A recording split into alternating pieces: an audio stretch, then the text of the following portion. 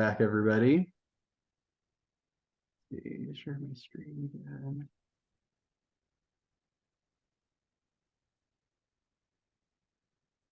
Okay, so next I'm going to turn it over to Camilla. Camilla is going to review the procedure for recommending candidates for a professional license. Yep. So as part of our agency updates, we also are talking about the educator ethics review. And when it's required, there was a little bit of confusion and we got some clarification on when it is actually required, when someone's being recommended. So the educator ethics review needs to be completed within a year of someone receiving a new license. So if someone is going from an LEA specific license to an associate license, they need to do the ethics review. Same if they're going from an associate to a professional license, they need to do the review. If someone is adding a license area, so for example, they already have an AEL in elementary, but then they change their mind and decide, oh, I want to do secondary, and then they get a secondary associate, then they do not need to redo the ethics. Or if they're adding an endorsement to an existing license, like for example, if someone has a professional license in secondary and they decide to add biology endorsement on top of the science core endorsement they already have, then they don't need to do the ethics review for that one either. So that's when the ethics review is required. Are there any questions about that part? Okay, we'll keep going. Sorry, I couldn't find my mute button. This is Shonda. I do have a question about that. Yeah, go for it. If someone has a professional license, like secondary or special ed, and they're getting another thing, I just wanted to clarify, because in the past, even if they had the professional license, special ed, but they were getting secondary, they still had to do it for the recommendation. Is that across the board now saying no?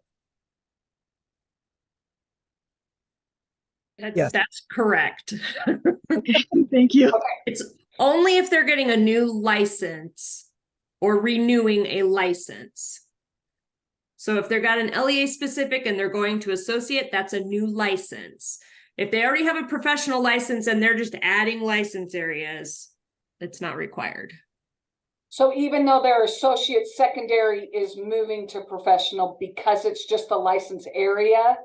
It's the license. So if they're, because they have a professional license, yes, then their license isn't changing. Thank you. Thanks for clarifying. But they will be required to do it again when they renew their license. So, correct. Depending on when their license expires. They may have to do it, or they may not. Yep. Thank you. That was a good question. All right, I think we're ready to go on to the next one. Thanks, Andrew. All right, so we just have a couple reminders for when you're recommending a candidate for a professional license, if they're receiving a new one for the first time. They need to have completed the ethics review within a year of their recommendation being sent in. They need to have a degree posted in Cactus if they're being recommended for anything except CTE. They need to have completed the PPA assessment. So those things need to be in place before someone is recommended. If anyone is being recommended for a professional license in elementary, early childhood, SPED, or preschool SPED, and their PLP was established after September 1st, 2022, they need to have a foundations of reading score. So we need to have that as well. When you're recommending someone for a professional license, that should now include the date that their PLP was established, so we can check to see if they need the foundations of reading score. So if you've gotten emails from me asking like when someone's PLP was established, that's why, just because I need to know if they have to have the foundations of reading score. We do have the recommendation template linked in the PowerPoint, so if you want to look at that, you can see how the template should be laid out for those letters. And we also have more information on how to recommend candidates in the director's handbook if you need to look at that as well. Right, and now I believe Lisa's gonna talk to us about endorsements. Yeah, go ahead. Is PPA different than PPAT? Oh, sorry. The PPA stands for the Pedagogical Performance Assessment. So the PPAT is one of those options. So you have the PPAT, the EdTPA and the Davis Pedagogical Performance Assessment, and those are all different versions of a PPA. So I hope that answers your question. So if Are they you- do are the you- PPAT, they've done the PPA, or if they do Ed TPA, Yeah. they've done the PPA. Okay, That's correct. all these acronyms. I know there's a lot of them in education. Thank you. A real Can I quick ask a question also? Oh, Yeah, go ahead. At one point, there was something regarding letters training in lieu of some foundational test. Is that not the case anymore? I'm gonna let someone else So- take that question. Yeah, great question, Stacy. So we count letters right now, units 1 through 8 for literacy methods. But even if you take letters, you would still need to take the foundations of reading test. Okay. Okay, And Travis, you've got your hand up. Yeah, just quick question. Is the PPA scores being stored in Cactus? Are we just storing those for audit? What are we doing with that right now? So you'll need to hang on to those for when your program is reviewed. We can look them up. I can look those up when someone's recommended, but those do need to be they need to have taken the test before we receive a recommendation. I can look at the scores, but they just gotta have it, so. One clarification. So they have to be posted in Cactus before we can award the license or license area. And So you're doing the automatic upload already with the Ed TPA and PPAT? not yet. We're really, so the Cactus hasn't been set up to do an automatic upload yet. Got it. But we're hoping by September 1st. And but when people are recommended, we are pulling those scores from ETS's system and posting them in Cactus. So that anybody recommended, their scores are there. But so you're not asking us to send you the score report? Because I mean, we could do that, but you're saying you don't need that. Oh, no, you don't have to send them to us. I post them in Cactus before I process the recommendation, but If for some Um, reason we find the scores in ETS's system or Pearson's system, then we would ask you to send it. Amy, you have a question too? Yeah, real quick, also, so are the foundations of reading assessment, will those scores eventually be in Cactus as well? yeah, I'm posting those for the candidates that need it. So you're Going through posting it those. once they're being recommended, but not before then? Yeah, That's also so part of the batch upload that we're working on getting to work in Cactus by September 1st, is it will also work for the foundations of reading scores. So under the assessments where their practice gets test scores are, we'll also see the foundations of reading assessment probably after September 1st. Yes, that's our hope. That'd be awesome, thanks. Crystal, I just wanted to clarify. So did you said that the letters training 1 through 8 counts as their methods of reading class? For literacy methods, yeah. Okay. Yep. Those Any other are questions on great this one? questions. Yeah, is there anything else? All right, we can move on to the next one. I believe, Lisa, this is one that you were going to talk about. Yes, this is mine. Okay, so just a heads up, we are going to see some changes to our endorsement website in the next few weeks. And the endorsement requirements are not changing, but we have had some complaints about how the endorsement forms are not very easy to read. So we have been kind of revamping all the endorsement forms to make them easier to read. So the endorsement forms will look different, but there's not any new requirements from what you've seen before. So we just wanted to give you a heads up on that. And then a little word about the retiring endorsements. So those are still available for candidates to complete the requirements until June 30th, 2025. However, at this point, if they haven't already started that endorsement, it's not likely that they're going to finish it. So we are going to pull those from our website. If you have a candidate that shows up that you think, probably already has all the requirements done and you need a copy of it, we can get that for you. But when we revamp our website, the retiring endorsements will not be available on there anymore. And then just a little word of caution that those endorsements, if they're doing the retirement endorsement, have to be awarded and posted in Cactus prior to June 30th, 2025. So if you're going to recommend somebody for that, you would need to do that probably at least 2 or 3 weeks before June 30th so that we can get them reviewed and posted in Cactus. And we are also archiving all of our we're not archiving all of them, but we are going to store all of them in the Apple Directory folder in Google, in the collaboration folder. So if for some reason you need to find a copy of one or you wanted to check something, we do recommend that you always keep the endorsement form that you started a candidate on, even if you want to fill it out maybe in an Excel spreadsheet or something on the side, that's fine. But we do recommend that you keep the endorsement form, at least a copy of it, just somewhere in their PLP. Crystal, did you still have your hand raised? Okay. I can't see meeting host. It just says meeting host. I'm not I sure. don't Looks know like why that. it says that, because I'm not the meeting host. This is Jason. Sorry, Jason. So I've just started downloading the PDF and putting it in my folder so that I have the retiring form, so that there's no.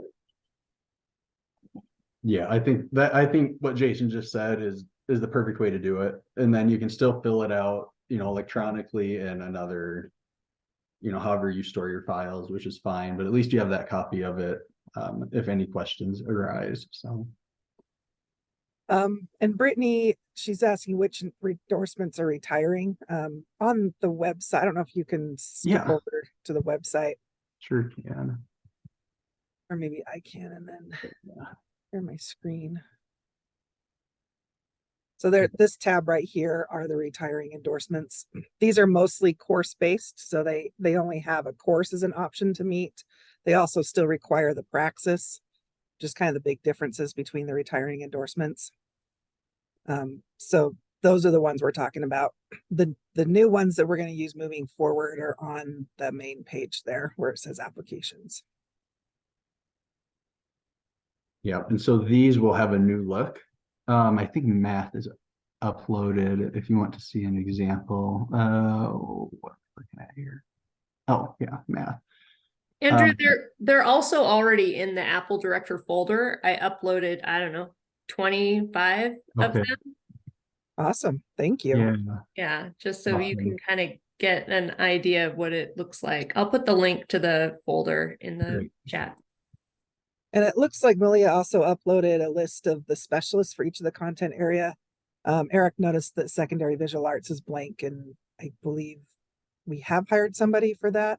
Yeah, our fine arts specialists are all starting in the next week or two. So once they're hired, we'll add them to the spreadsheet. Or once they've started, I should say. Any other questions about the endorsement forms? All right, then we'll talk a little bit about the cut scores for our assessments. So the Foundations of Reading cut score will be implemented in September 1st of 2024. So that means that any candidate who is recommended for licensure after August 31st, 2024 has to pass the Foundations of Reading at the state established cut score to receive a professional license in elementary, early childhood, and special education. Now that cut score has not been established yet. The national cut score is 240. Utah traditionally has adopted a cut score that's one standard deviation below that, which would be 233, I believe. But that's in spring of 2024. We're going to have a standard setting. Committee will get together and review the data that we've had for Utah and decide what cut score Utah is going to adopt. So we will be able to tell you that hopefully in the spring of 2024, and then you'll be able to work with your candidates on that. And then for the PPA, we've been talking about this date for a while, but it's coming up on us pretty quick in about a week. So anybody who is recommended for a license on or after September 1st of 2023 will need to have a PPA cut score at or above the state cut score. So for the PPAT, that's 36. For the Ed TPA, it depends on what test they're taking, but could be 30, 35, or 42, depending on which one. Usually elementary is the only one that uses the 18 rubric handbook. So if they're doing an Ed TPA in elementary, then their cut score is 42. Can I ask a quick question, Lisa? Yes, ma'am. So if they just are finishing up coursework for the summer and we're waiting on official transcripts, but they took their PPAT back in January when the cut score was still 0, are they going to have to retake the PPAT because we're waiting on transcripts and coursework to finish and won't hit that September 1st deadline? Yes, if they took the PPAT and didn't get the state established cut score, then they won't be able to be recommended after September 1st. Hey, Hey, that is Except- a change from what's been said before. absolutely.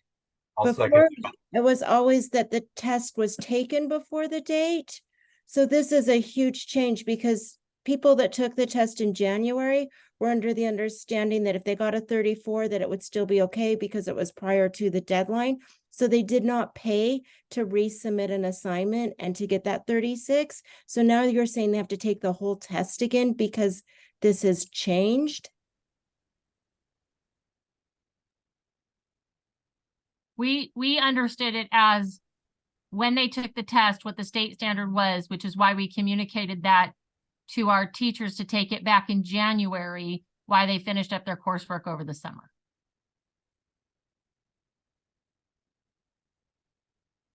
Okay. This is like teacher mutiny level change. Huge. That's the same with foundation of reading. Like anyone who took it before September 1st should be able to have whatever score. That's what was communicated before. I know for foundations of reading, because we've had this conversation a couple of times with some of our constituents and with the committees that we've had, is it in state code, the foundations of reading says that they need to pass. And because there's no cut score, everybody passes. But when the cut score goes into effect, they will need to have the cut score to pass. The PPA may be different, but we can go back and review that. And I'm realizing that's like a week from now. So we'll do some quick research and let you know as soon as possible.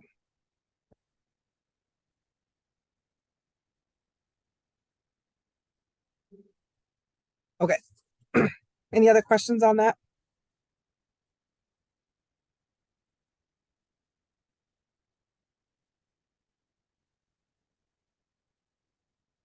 Okay, thank you. And for those of you that are using the Ed TPA, there is a new handbook. It's called the CTE handbook. This is a new one that they've developed, and it covers these areas in CTE. So if you've got a candidate that is from the CTE area, we would recommend using the CTE handbook for them. And Utah has adopted it, and we've adopted the passing score of 33, which is the national recommended cut score. So that's just a heads up on that. That'll show up on our website here in the next week or two. And then the Davis Pedagogical Performance Assessment. Some of you may be aware of this, some of you may not. The Davis School District has developed their own pedagogical performance assessment. It's very similar to the PPAT, except that it has 5 tasks, but none of them have to be graded locally.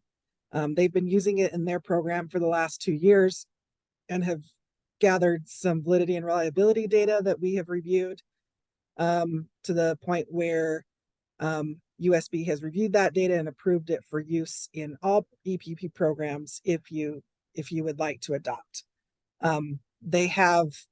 We're working on getting some information that we can share with you. The Davis School District is anticipating that programs could adopt that by January. So they're going to get some information out to us on what is involved in adopting that. We understand that there would be a fee for programs and a fee for candidates, but the fee for candidates is less than what the Ed TPA and the Ed TPA are.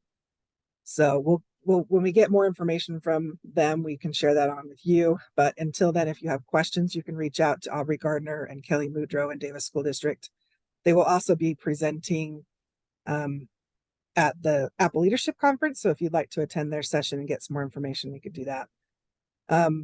Brittany Foster asks, will there be a cut score for the EdTPA? The EdTPA is a pass-fail assessment. So they either pass or they fail. And they are allowing one. So it's a little bit different the way they administer it. So typically candidates take about a year to finish the assessment, and they can submit evidence at any time throughout the year, but it is kind of stretched out throughout the year. So the adoption date, it would be, the state has approved the DPPA for use in all programs. So if your program would like to adopt it, you just need to let us know in our office that you're going to be doing that so that we can keep track of which program is using which assessment. And then you'll get in contact with Davis School District to get set up with them about using that for your assessment. From what I understand, that they're not ready for anybody yet at this point, but they will be by January. And I think, Steve, you're at New Ames, is that right? I think they have. That's correct. Yes, they have you on their list of people that they know are interested. So sounds great. Thank you. Mm-hmm. Any other questions about the DPPA?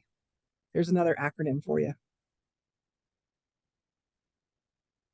I think there's another question in the chat about a cut score for the DPPA. Yeah, so the cut score is pass fail. So there isn't a number cut score.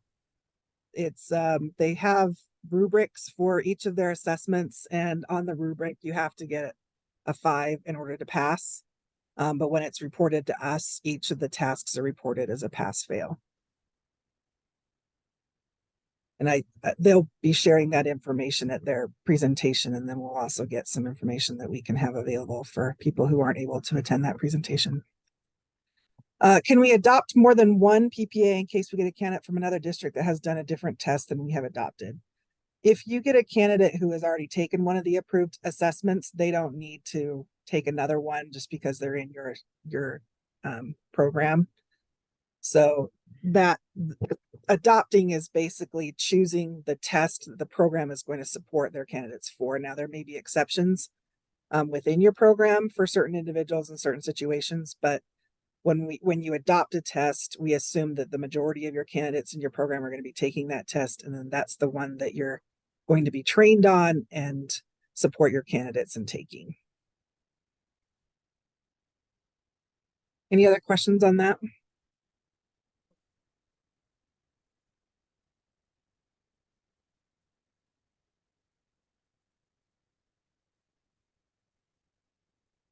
Okay. I have a question. Sorry. Yes. Did Davis do that by themselves? And if so, kudos to them. Mostly by themselves. They did work in partnership with the Center for the one that's at Utah State.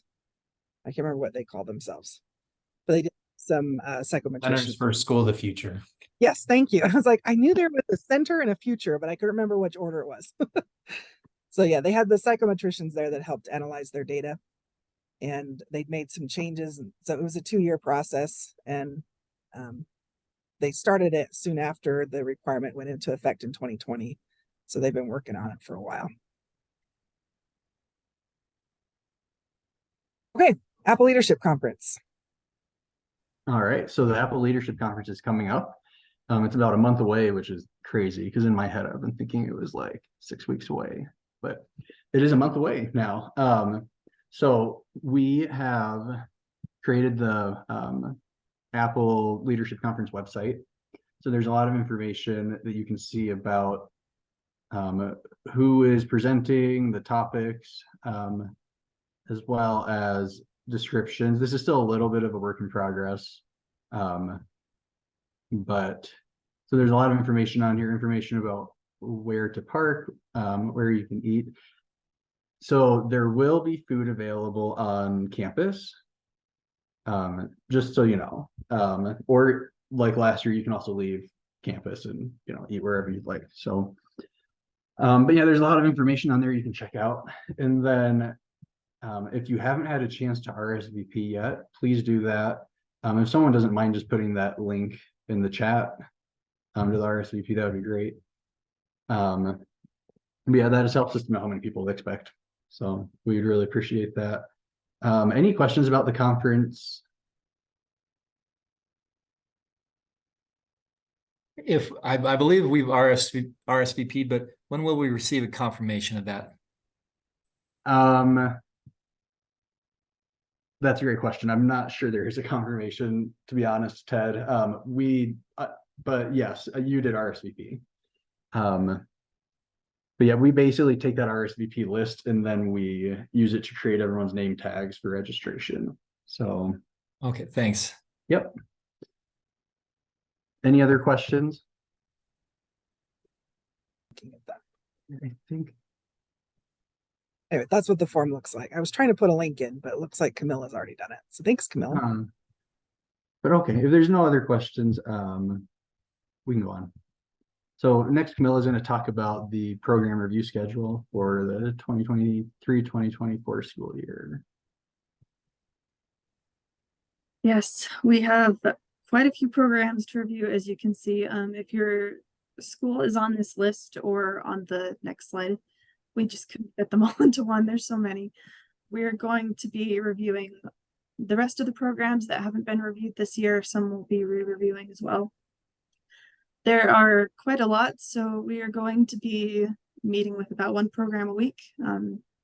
Moving forward, pretty soon here, we'll be meeting to do reviews. So if you could go on to the next slide, Andrew, that would be great. Thank you. So we have a link for the program review guidelines. So that first link shows you what you can expect during a program review and the sorts of things that you need to have ready on file for your candidates. If we could click on that link to just look through it really quick, that would be great.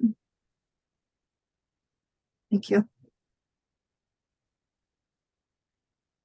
Okay, so you'll need to have the files of everyone that's completed the APPEL program ready, along with documentation that includes their professional learning plan and evidence that shows they've completed those steps. So you'll have the PLP filled out, but you also need to have evidence in addition to that, including the endorsement form, official transcripts on file,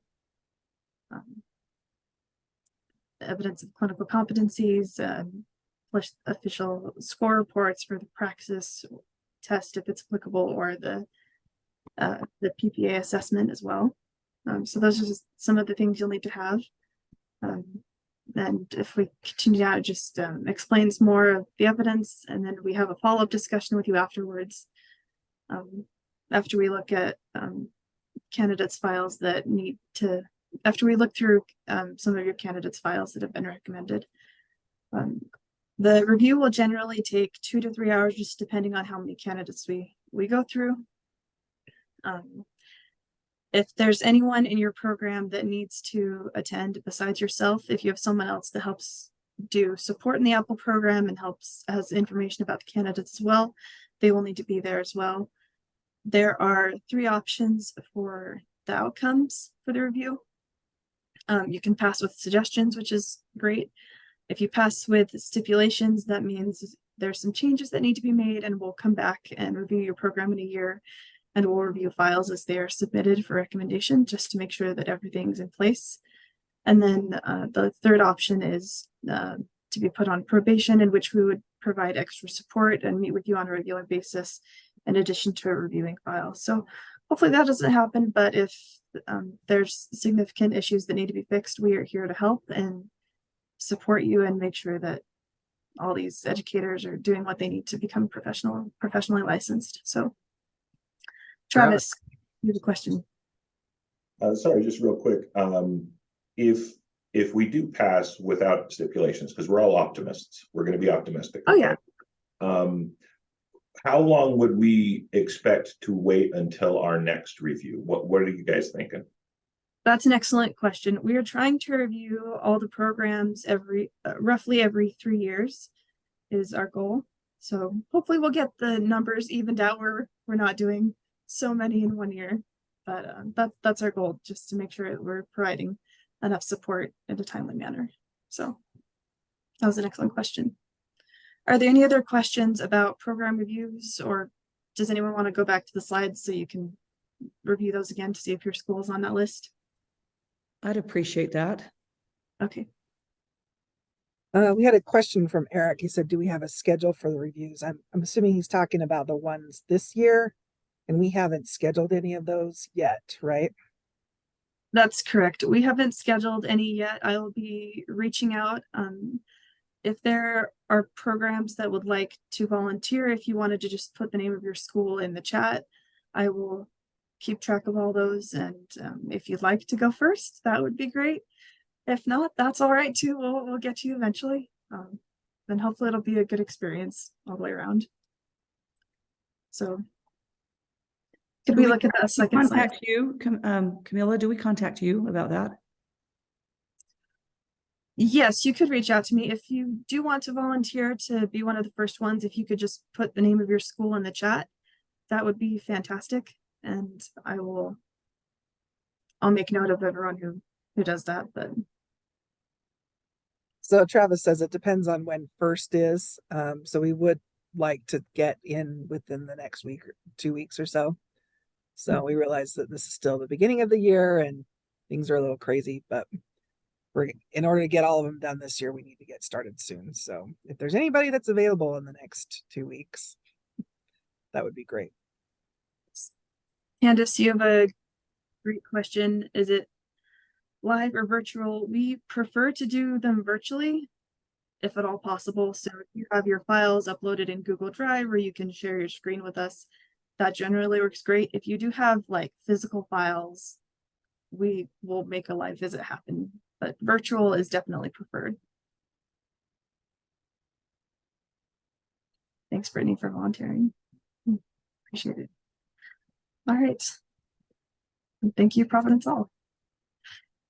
All right. If we don't have any further questions, we're probably ready to, oh, sorry. There's also other resources you can look at in the Apple Director's Handbook. We also have professional learning plan templates that Andrew created last year for elementary and secondary. They're easy to follow, written clearly. And if you have any questions about those, you can reach out to myself or Andrew. We'd be happy to help clarify things. If you have questions before a review is scheduled, or if you want to go over anything before your review happens, we'd be happy to do that as well. I've got a quick question. If we sent the model plan in or whatever when we got our approval to be an Apple program, and then as years have gone on, there may be a couple things that have been modified a little bit here and there. Are we going to be held to account for those types of things if we've tried to make improvements that maybe don't match with what we submitted years ago? If there are changes that you've made or changes that you would like to have made to your model program, those should be sent to Andrew just so that we can keep track of what you guys are wanting to do. We generally don't go through the model program during program reviews. We just look at candidate files, but we'd be happy to make adjustments to your model program if there's things that you've changed or that you'd like to have changed. Some programs, for example, switch the PPA that they decide to do, some switch from the PPAT to the Ed TPA or vice versa. Things like that, we'd be happy to adjust. Perfect, thank you. And Scott, to answer your question, to touch on the other part of it, we generally, as long as the minimum expectations have been met, then you'll be fine. Yeah, so you may have changed something, but we wouldn't have approved the change if it was below the minimum expectations. And I'm familiar enough with your program, and so yeah, it should be fine. But yeah, if the minimum expectations, just if anyone else is thinking through, what they've been doing in their program, if the minimum expectations hadn't been met, regardless of whether or not you changed your program, then we would consider that. We would also consider, if when we see improvements to things like, maybe for a candidate 3 years ago, you did you did this, but then you changed it right away. And, we take those things into account. So. Perfect, thank you. Any other questions before we move on to micro credentials? Okay, so we are super excited to announce that we have created micro credentials with many of your help for almost all of the competencies in board rule, which means the candidates can now use micro credentials in lieu of coursework. So I suggest this is the micro credential coursework crosswalk, and I would suggest probably bookmarking this because I think you'll probably be referring to it frequently. So I'll just kind of explain the layout a little bit. So how it works is on the left, we have the name of the course. In the middle column, we have the competency from board rule. And then on the right, we have the micro credential that meets that competency. So you'll notice most micro credentials satisfy more than one competency. So that's not saying do the micro credential 3 times. It's just saying when you've done high quality instruction cycle part 2, then you will have satisfied those competencies. A couple of these are actually Canvas courses that USBE created. Most of them are micro credentials. The only course that we haven't built out yet is strategies for working with diverse learners. And we have a couple Apple coaches that are going to build that for us. And we're hoping that it's done by December 1st. But for the rest of these, they are fully open to the public and ready for implementation. And then, so I would suggest probably, because it's a lot of competencies to keep track of, you could certainly make copies of this for candidates that choose to complete micro credentials as a way to track it. When a micro credential is complete, it will always show up, and the Canvas courses, in this case, they will both always show up on a MIDAS transcript. So that would be the evidence that you want to collect. Whereas you would usually collect like a university transcript. In this case, it would be the MIDAS transcript. Andrew, I gotta say, dude, this is amazing. Thank you. I know it's tons of work, but this is gonna be a game changer. Yeah, Ted, I really hope it is. And we tried not to make them overly burdensome, like do this 5 times. We tried to just focus on can they do it and demonstrate competency? So we're not necessarily saying like, do they do this all the time in class? We don't know that, but we're saying they've demonstrated that they have the skill to do it, or they have the knowledge to do it. And so that was kind of the philosophy that we tried to follow when we created these. Any other questions on this? Could you give us a link to I sure can. a document or? Oh, I don't want it to be a direct message. And there's a question about the cost associated with those micro credentials. Is it typical? Is it the typical cost of like other micro credentials in MIDAS? Yeah. So the cost of a micro credential right now is $20, but I think that's changing. I don't remember what it was changing to. I just know. So Davis actually runs Davis School District. They oversee the creation, and then as well as like paying the people to review them and things like that. I know they had sent out an email saying reviewers are going to get paid more. I don't know if I saw the cost that the micro credential was going to be, but I assume because the reviewers are going to start getting paid more, that the cost is probably going to go up a little bit. But right now they're $20, just to give you an estimate of, if it goes up, maybe it goes up to like $30 for a micro credential. So any other questions on this, or any other questions in the chat?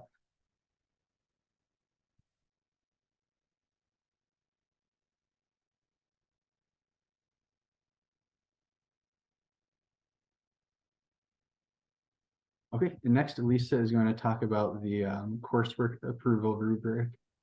And I have that pulled up as well, so I'm gonna, whoops. You're gonna drive? Yeah, yep. If you wouldn't mind going back to the slide for just a second. Yep. Okay. So this is due to recent legislation that was passed during the 2023 general session that affects professional development learning in Utah public schools. And our legal advisors would suggest that professional development incorporates APPEL coursework. So this law applies to our course approval process that we do in Midas, where we need a statement of assurance that your course meets the principles of individual freedom. The challenging part about this is that what's the term? Anyway, it doesn't apply from like here on out. We have to go back and review all the courses that have been submitted for approval. So first thing I want to reiterate is that we are not asking you to resubmit all of your courses at this time. What we are going to do in the next couple of months is go into Midas, pull up the materials that you submitted the first time, review those for our principles of freedom and for the requirements that we had, and just make sure that they're still okay. And then we'll probably say, if you wouldn't mind signing the statement of assurance and sending it back to us, and then you'll be fine. If we have concerns about your course, we will reach out to you and for additional information. Usually it's that it's there, it's just wasn't shared in the syllabus, or we need additional information that shows that you're meeting those requirements. So we just wanted to give you a heads up that we will be reviewing courses again. Now we did create this guidelines for APPEL coursework approval, and until you hear from us, you can assume that you're fine. This is basically outlining what we have been looking for. So in here, if you wouldn't mind scrolling up.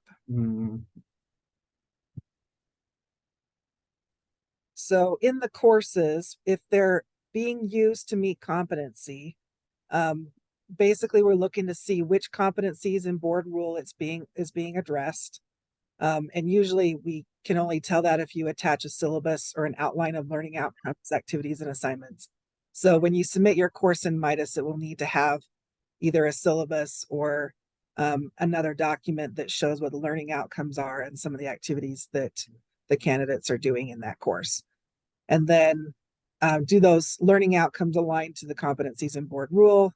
Do the course materials provided include learning activities or assignments that require candidates to plan, implement, and reflect on the competencies?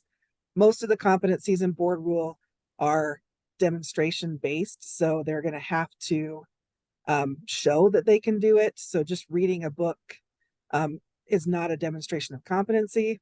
They're going to have some kind of activity where they try it out in the classroom and then reflect on that. So that's what we're going to be looking for. And then when you scroll down there, this is the new requirement that will ask for the statement of, go up to the top, where it says, is the professional learning or instructional learning a supplemental curricular materials expectations statement? So basically, does your course align to the principles of freedom that are outlined in state code? And then as before, here's a statement of assurance. So that's what we'll be looking for that. And then does the course align to the professional learning standards?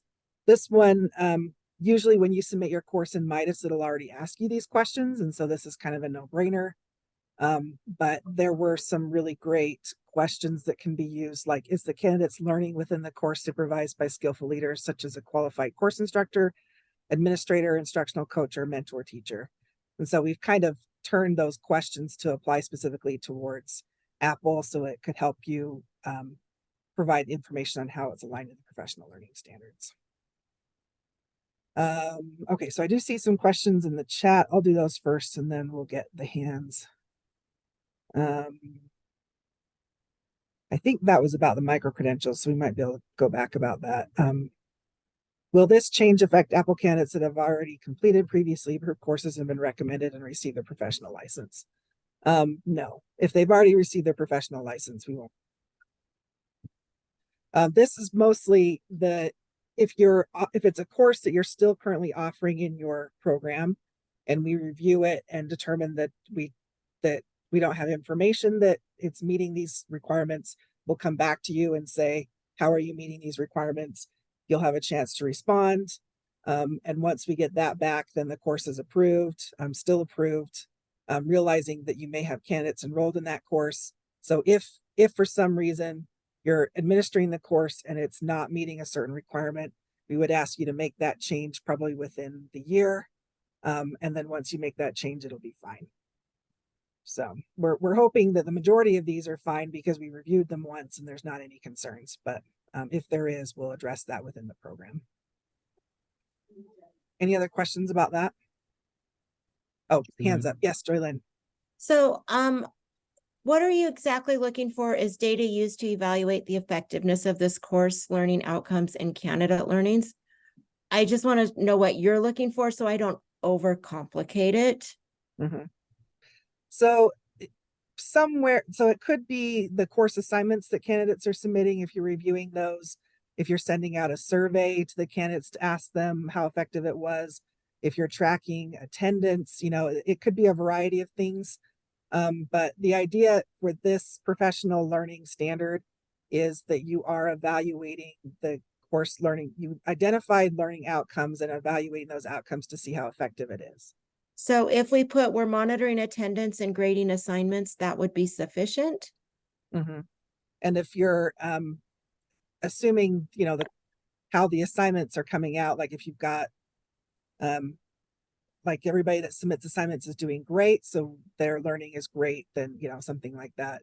But you don't have to give us details on what that data is, but are you monitoring the assignments that are coming in and are students being successful in completing those assignments? Okay.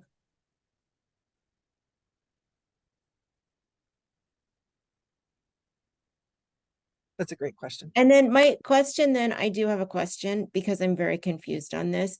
You said we'll have a year to fix it. So if we had classes approved in July and now you've reviewed them a second time, well, actually a fourth time, but reviewed them again because we were submitting them into Midas, and they've been flagged, can I still go off of the July approval, or do I have to make all of the adjustments prior to teaching the class this year?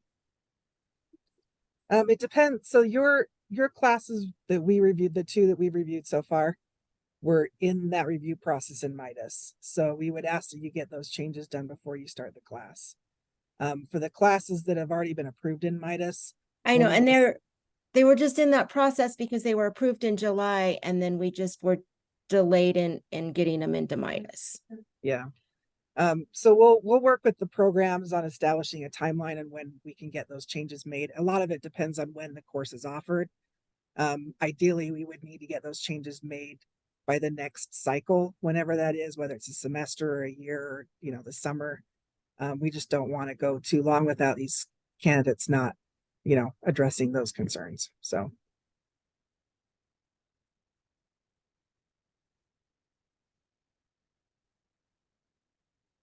Any other questions about that?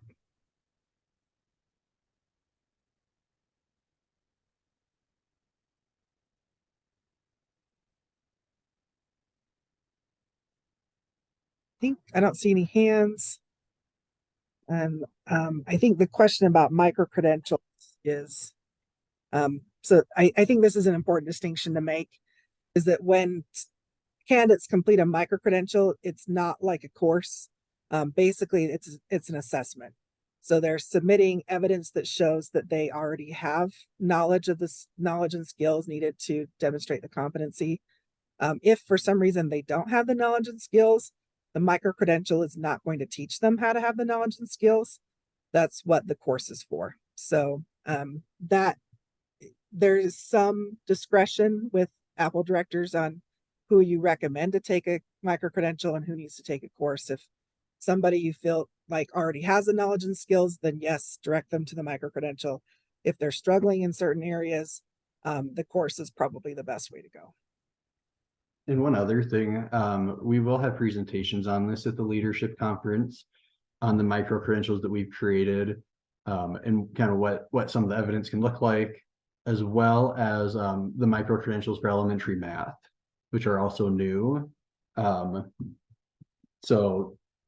just so you're aware, we've had some people reach out, asking about elementary math methods in the spring and the summer. And so those are this close to being created. They've been rough draft created, and we really just need to send them to Davis at this point. So those will be available as well. And I don't know if I'll add them to this crosswalk or not. I could, but they'll also be in Midas under like Apple Elementary Math. So they'll be easy to find either way. But Travis, did you have a question? Yeah, just really quick. I mean, because Malia is absolutely correct when we talk about what a micro-credential actually is. Now, I do have some old historical knowledge, so I'm just trying to make sure. A lot of times those micro-credentials will have links or point people to resources. Is that still true, or is that no longer active? No. Yep. So when we talk about make sure your lesson plan includes learning intentions and success criteria. To see what that looks like, click here. And then, yep. So we tried to do that as much as we possibly could. Yeah. And there are definitions. Some of the big ones was like trauma-informed practices and restorative practices. We do provide some definitions and links so that could be helpful, even if you're just looking at that in preparation of completing a micro-credential. Any other questions? Anything in the chat that we missed?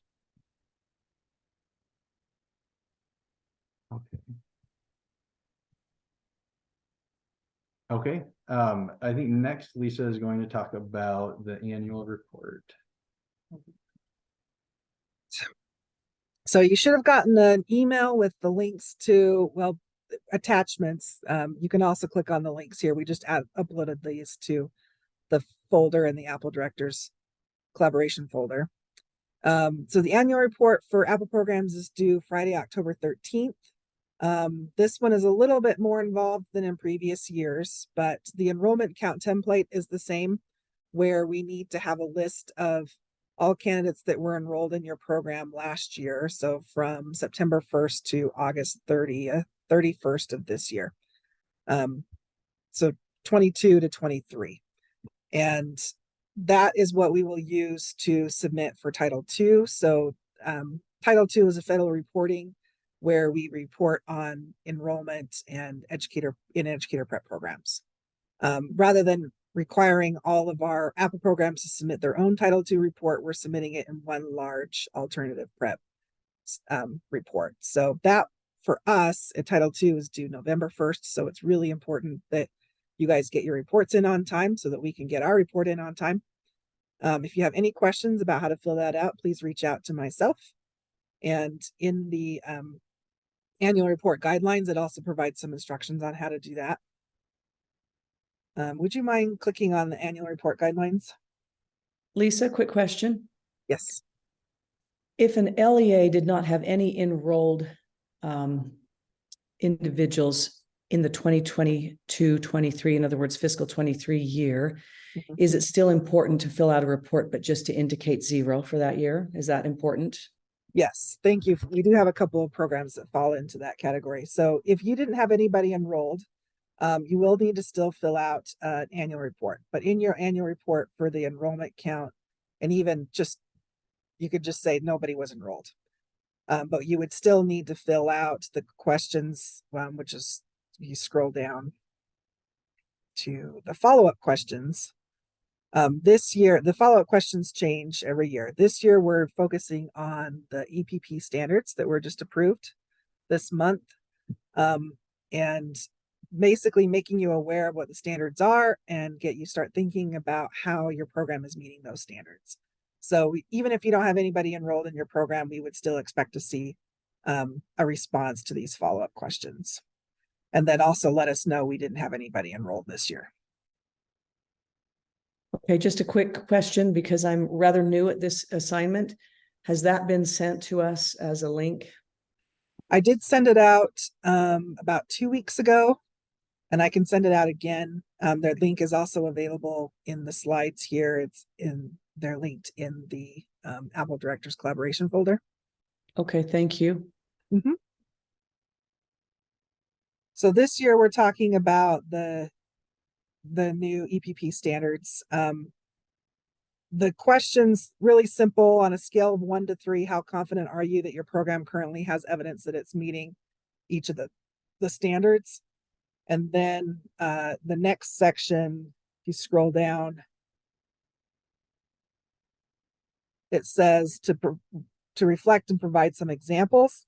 How does your program engage in thoughtful continuous improvement practices by reviewing program performance data and seeking opportunities for innovation and enhancement?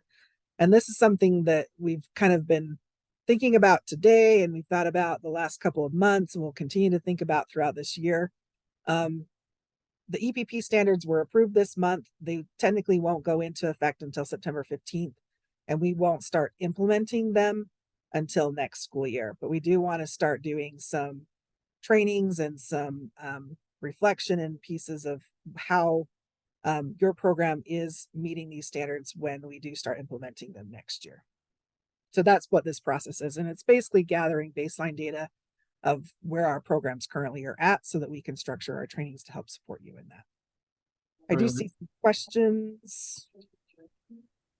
So this year, as we look at our evaluations, if we reflect the new standards in our evaluations, are we going to be deemed, should we just reflect the old standards? Which standards should we be reflecting in our evaluations for the current school year? So if your program is being reviewed this year, you're going to be reviewed under our old review system. For those of you that are going to have been reviewed, or if you've already been reviewed and you're due for a review in the next 3 years, starting next year, when we review programs, we're going to be transitioning our review process to adopt the new EPP standards that were approved by the board this year. And this is going to give us an idea of how we can implement that next year. So this is just baseline data. You're not going to be dinged if you say, we don't have any evidence that we're meeting these standards. It's not a big deal at this point. That's going to give us an idea of how we can support your program so that if you're getting reviewed next year, then we can get you prepared for that. So if I'm being reviewed next year, and with some of my candidates, I use old standards this year and some I use new standards this year, am I going to be in trouble? No. And I think there's a little bit of a confusion. So when we're talking about competencies, those are what the candidates are expected to meet. And those haven't changed. But what we're talking about now are standards for your program. So let's actually go to the next slide. And this is something that's new that we haven't had in the past. Little bit of history between where the Utah Educator Prep Program standards came from is that in the past, our educator prep programs were universities, and universities went through accreditation. And so as long as they were accredited, then they were approved by the board. And then the board rule changed so that they didn't need to be accredited, they just needed to be state approved. But then there was some confusion about what state approval is going to be and what standards we're reviewing programs on. And then we added all these APPEL programs that have never gone through accreditation. And so this was a process that we did last year. We had a committee and reviewed the standards, and we talked about what does Utah value in educator prep. And so then we took it to the board, and the board approved them this year. So this is the first time that Utah's ever had educator prep program standards. But this is focused on the program, not the candidate. And so this is how the program is meeting the candidate's needs to help them meet those competencies. If you wouldn't mind clicking on the educator prep program standards and then scrolling down. So we've got some key definitions here. But like standard 1, it talks about program completer competency. So at the end of the program, can completers effectively demonstrate the educator preparation competencies for the license area they are seeking?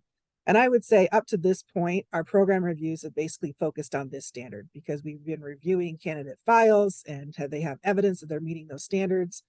And that's basically all that we've done. We've kind of talked about do candidates or completers have experience, knowledge, and skills needed to serve all students in a variety of educational needs. We've touched a little bit on that.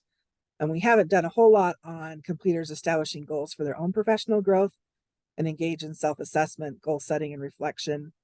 But they do have done that. We've seen that in the courses where they've done a reflection piece. We've also seen that in the PPAT where they write a reflection piece. So it is happening. We just haven't specifically looked at that. And that's part of what we're looking at this year is, does your program have evidence that your completers get to engage in self-assessment, goal setting, and reflection? Because that's one of the standards. Standard 2 talks about programs support. So do you have systems in place to support these candidates? Do they get to participate in high quality learning experiences that are aligned to competencies, providing opportunities for them to demonstrate? Most of this, I think, Apple programs are going to do a great job of because most of them are teachers of record and they get to practice their job every day. And so then what support are we providing them where they seek out clinical experiences and opportunities to practice? Would you mind scrolling down? This develop and support high quality mentors who support program candidates. And then do you prioritize capacity? And so when we do program reviews, we'd be looking for evidence of that nature. So when you say we have capacity support, we've got these mentors that are helping them. The mentors are receiving these trainings. We've got a member of our APPEL leadership team who is in charge in helping the mentors. Those kinds of things. You talk about what your program is doing to help those candidates. And this is more in a narrative form. You know, sometimes the evidence that you're sharing is copies of, you know, they're attending a training that addresses these learning outcomes, or we have regular meetings with our leadership team, and this is a sample agenda. Or it could be that these are our PPAT scores and candidates are doing as they're completing this assessment that meets one or more standard. For example, standard 3, it talks about program continuous improvement. How are you using program data? So like the PPAT or the EdTPA is a great example. How are candidates doing on that? Do you review that data to look at how candidates are doing in each of the different tasks? So that's an example of how your program could be meeting these standards. And as I said, we're not asking for any of that evidence this year, but when we do review your programs in the next 2 to 3 years, we would be asking for some of that information. I did see some questions in the chat, so I'm going to quickly look there. Is this doc in the shared folder? Yes. It should be in, well, we'll add it. I think it's in a different folder, so I'll add a copy to this folder. There is a link in the slides to it, though. Any other questions? I guess I have one. Mm-hmm. And I'm new to this, so but I was on the Apple task force many years ago. So if an LEA's program has already been approved by the USPE, you know, so that it could run per the LEA's and USPE's sort of joint consensus on what that should be. Mm-hmm. It seems like many of these things coming after the fact change that initial agreement. It seems like you would be accredited based on the program that was approved. Could you explain to me how these, you know, these standards are great, and I think most of us would just embrace them because they're best practices, but it seems like our programs are changing after the fact, even though they were approved. Yes. So in the board rule in 303, it talks about how USB is responsible for approving programs, but then it also talks about how they have to do periodic review of programs. In there, it says that we have to do reviews every 7 years. And for university programs who go through accreditation, we found that 7 years is sufficient. For Apple programs that have a lot of turnover and that things are constantly changing, 7 years is a little bit too long. So we've tried to cut that down based on the capacity of our staff to review. But anytime we have a review of program, whether it's an Apple program or a university program, there is that possibility that their approval status would be in jeopardy. So just because you're approved once doesn't mean that your approval process is indefinite and nothing ever changes. And as the board changes and the rules change, we have to implement those. So but I think the key is that those changes will be implemented in like, it's not immediate. Right now we've got these new standards that we'll need to implement, but we're not doing it right now. So we're helping our programs make those changes so that when your review does come up, you're prepared and it's not a huge deal. I guess I wasn't clear. I mean, I don't have any problem with a review or a reapproval. That makes all kinds of sense to me, but it sounds to me like the word reapproval and review is synonymous in some of these instances with a change of program from the original one that was approved. That's where I'm having trouble understanding how that's something that is appropriate. Yeah, and it may, sorry. I can just add one layer, is that all APPEL programs and all ed prep programs, independent of when they were approved, are required to meet current licensing and program standards as defined in state law and board rule. And so that's part of the review process. And so that is how we include that in the review process, is that this has now been included in board rule. And so now all ed prep programs are going to be required to meet these standards. Okay, that actually makes some sense to me. Wouldn't it be then more efficient to just have every LEA have an APPEL program subject to the way it's described in board rule, rather than have these individual approvals that ultimately become kind of meaningless? Yeah, the intent was to provide flexibility to LEAs to set them up in ways that make sense for their LEAs, because having a program set up to support 100 educators is maybe going to look a lot differently than something that's going to support 2 educators.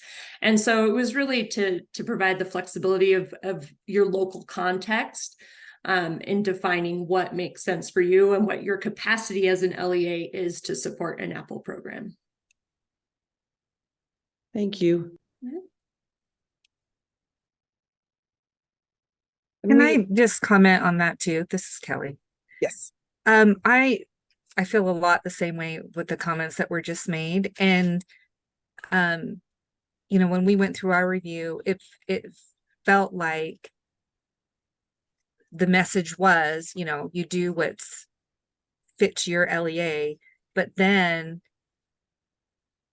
we were asked to be very specific about some things. So I'm kind of with Cynthia in that, like, that's fine. If I need to do it a certain way, if it needs to be a certain way, great.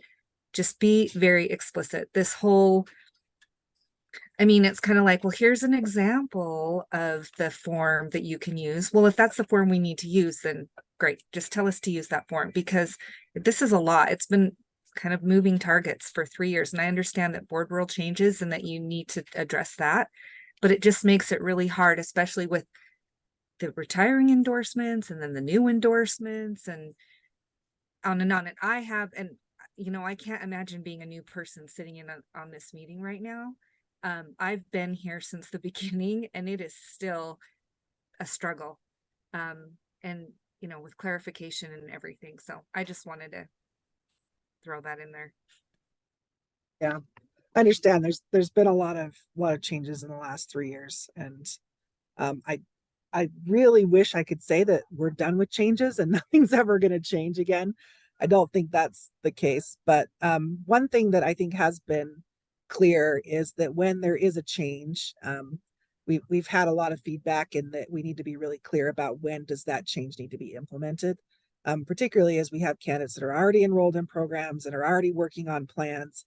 Like we talked about how the Foundations of Reading score, that it's for when their PLP is established by a certain date. So the change may be implemented for different programs at different times or different candidates at different times, depending on where they're at in their progression. And so we at the state board, when there is a new change, have been really thoughtful on when does that change be implemented. And it may be different depending on what the requirement is. which may be a little bit harder to keep track of, but hopefully it provides some flexibility in realizing that change takes time, and particularly systemic change. And so just being really thoughtful about where and when we're going to implement that change is what we've been trying to do. So we appreciate you sharing that feedback. And if there's something else we need to consider, feel free to share that with us. Joylyn? Just to change impacts programs different. Like if you have a small program with 1 or 2 candidates, pivoting is really easy. But as you get into the larger programs, starting to pivot, and the amount of communication and workload that then pushes back out to us as APPEL directors is immense.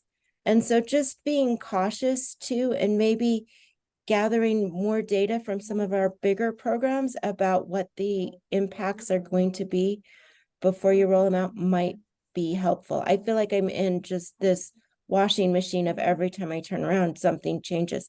I can't get ahead of the changes, even if I approve a course. And I'm sorry to go back to that, but even if I have a course approved in July and then I didn't get it submitted correctly, 30 days later, I'm now caught in, again, another change and trying to roll those out. We just need to, I understand that you're being thoughtful about the impact, but the impact is real. And we just need more opportunities to give feedback prior to changes being rolled out.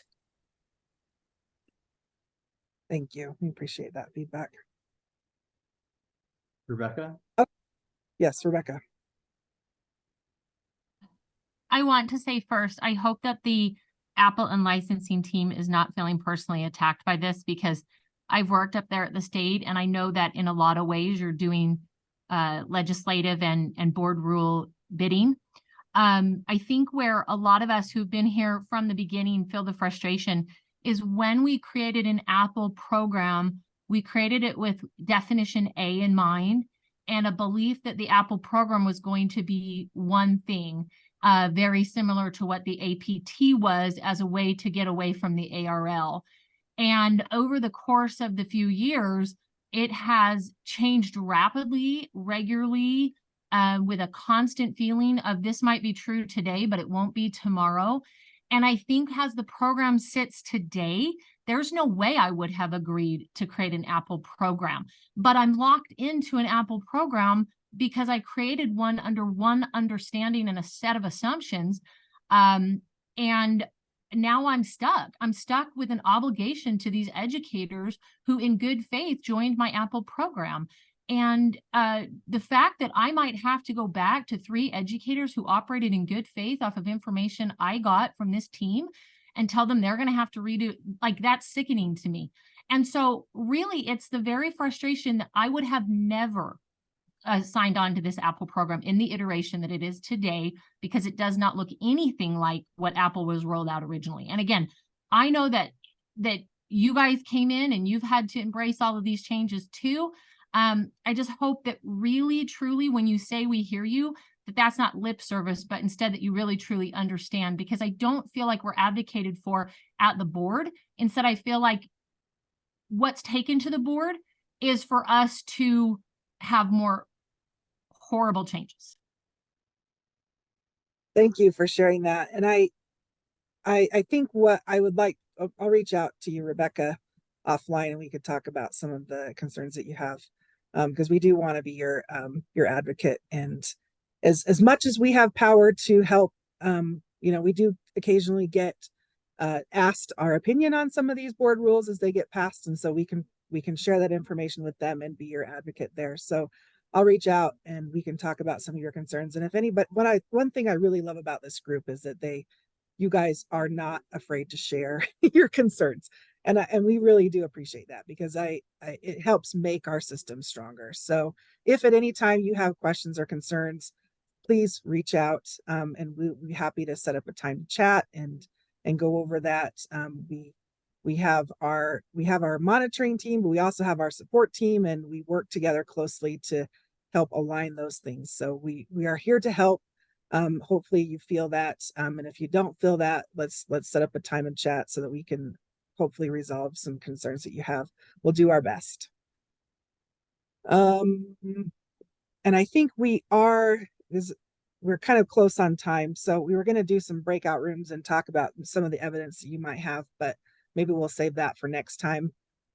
If you have questions on, like I said, the annual report is just a baseline. Nobody's going to see these questions except our team. So even if we share, we're going to share it in aggregate, so nobody will be able to tell which program submitted what. And it's going to be used to help structure the trainings for the changes so that we'll be better prepared next year. Who's on the monitoring team and support team? So we've Camilla is our Apple program monitor, and then Andrew is Apple program support. And then I'm the Apple program coordinator. And so we meet regularly to talk about both of those things. We pull in Malia when we need to, we pull in Greg when we need to. And that's kind of how we talk about things. And if we have to bring it up to other people, you know, we've as we were talking about the course review process, we wanted to make sure that whatever requirements we put in writing is something that programs can do. And so we reached out to several of you for feedback on that. We appreciate that. And I just wanted to share that I know that this is a huge job in running an educator prep program that some of you may have asked for and some of you may not have asked for, but I know that you're doing a great job in helping your educators. We have seen some great results in particularly as kind of a grow your own feel where there is provided some flexibility in knowing that if you're hiring an educator that doesn't quite have those requirements or the license that they need, that you can help them get there. We've seen some wonderful things with our teachers, particularly as it comes with mentoring and coaching, that they've really taken the chance to work with those educators. They're probably getting more feedback than they've ever gotten anywhere, and they may not have gotten in a traditional educator prep program. So I think there's some great things that are happening with our Apple programs, and that there's some things that we're struggling with, but we can work on those and address those. And we appreciate you reaching out when you have questions and concerns so that we can help through that. I did see a question in the chat. Can you give a quick overview of what was in the July newsletter regarding endorsements through Apple being required to go through USB specialist? And Malia is going to answer that one. Yeah, so in the newsletter, so one of the findings that came out of the internal audit report on educator licensing that was released to the public in June was that educators are not applying for their own licenses or endorsements. And so one of the changes that had to be made is that if you have an educator for which that you're working on just an endorsement, not a license, just an endorsement, they already have a professional license and they want to add an endorsement to their license, they have to independently apply for that license or for that endorsement through SM Apply. So anyone who is applying for just an endorsement has to do so through SM Apply. What about if it's like a elementary person applying for a secondary license with an endorsement or vice versa? We do the recommendation for that. Yeah, so if it's a license area with the endorsement, if they're trying to get an endorsement as part of their license area, like secondary, then that comes through a recommendation. But if they already have a secondary license or an elementary license and they're just adding an endorsement, then they need to independently apply for that. Malia? Yep. Is that a departure from what we had been? Because I have some people that are working on endorsements in our area that are specific because the district wants to have that follow through, and I've been recommending them for their endorsement on their license when they've completed the endorsement form. Yeah, so that's a change because of the audit report that we had to make. Okay. But if we're not saying that you can't work with the candidates, you know, that's a program decision. So if you want to still help them and support them in meeting the competencies that are on the endorsement form. And if you are recommending them for an endorsement at the same time that you're recommending them for a license, we'll still accept that recommendation. But So if they've can I already, tell you that the reason why my districts have brought me in to work with their candidates working on endorsements? It's because they have a hard time individually getting any feedback from specialists. And there's people that wait 3-4 weeks to get a response back. And I'll stay after and visit with you a little bit, but that's why my districts have asked me to help out with it, because they get the answers in the meeting right then. yeah. And we have had that feedback over time, and that's something that our new SM Apply software is helping with. We've also been working with our staff in response time. So we're hopeful that we have resolved a lot of those concerns, but if you still have concerns, feel free to reach out and we can address that.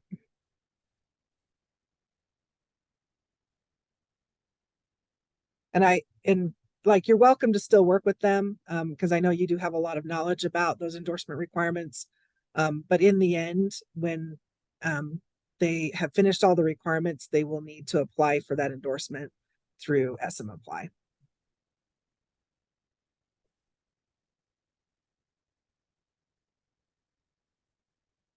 And we are out of time, so I'm going to stop the recording. We'll stick around